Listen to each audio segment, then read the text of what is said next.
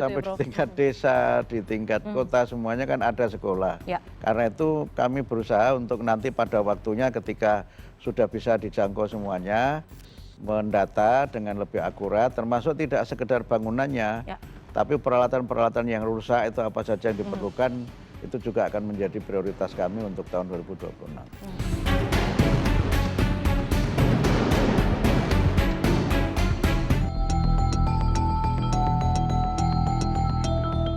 Presiden Prabowo Subianto meminta para guru bersikap tegas terhadap murid yang nakal dan kurang ajar. Presiden menyebut ketegasan guru penting untuk memperbaiki karakter siswa. Hal ini disampaikan Presiden Prabowo dalam pidato puncak peringatan Hari Guru Nasional di Jakarta. Prabowo berbagi cerita tentang pengalamannya saat menjabat sebagai Menteri Pertahanan, di mana seorang kepala sekolah memberhentikan murid yang berkelakuan kurang ajar. Ternyata murid itu adalah anak seorang jenderal. Prabowo pun secara tegas mendukung keputusan kepala sekolah tersebut. Dan ini ada fenomena. Kadang-kadang justru yang kalau nakal itu oke lah ya. Nakal itu, tapi kalau kurang ajar, nah ini nggak beres, ini kurang ajar. Ya. Kadang-kadang ada murid yang kurang ajar, ya kan? Ditegur oleh guru, dia membalas gitu loh. Merasa dirinya jagoan. Ada di waktu saya Menteri Pertahanan, ada sekolah yang di bawah Kementerian Pertahanan. Ada dapat laporan murid-murid yang jawab nggak sopan ke gurunya.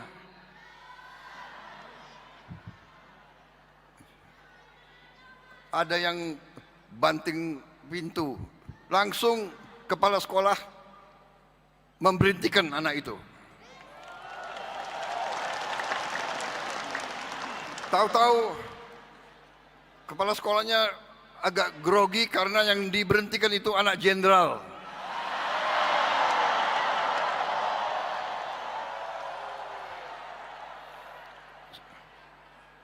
Kepala sekolahnya telepon saya bilang, nggak usah ragu-ragu, mana jenderal itu, suruh menghadap saya.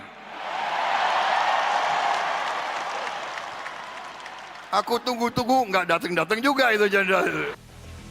Selain kenakalan murid, dunia pendidikan di tanah air hingga saat ini masih menghadapi tantangan lain, seperti kurikulum, kesejahteraan tenaga pengajar, infrastruktur, hingga memastikan hak pendidikan setiap anak Indonesia terjamin, termasuk yang berada di lokasi bencana seperti di Aceh, Sumatera Utara, dan Sumatera Barat.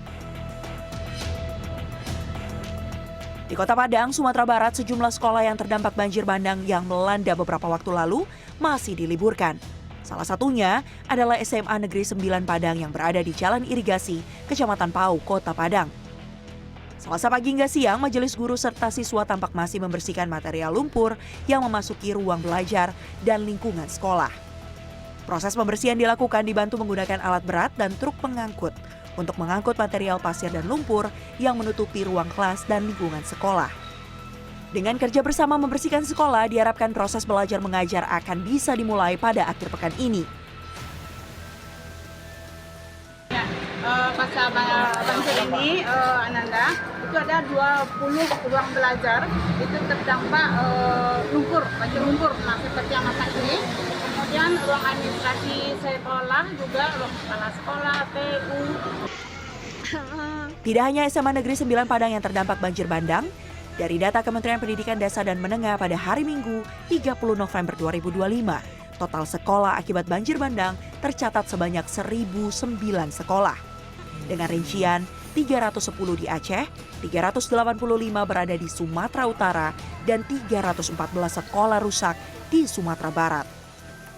Kementerian Pendidikan Dasar dan Menengah mengalokasikan dana sekitar 13 miliar rupiah untuk membantu peserta didik yang terdampak di Aceh, Sumatera Utara, dan Sumatera Barat. Tim Liputan CNN Indonesia.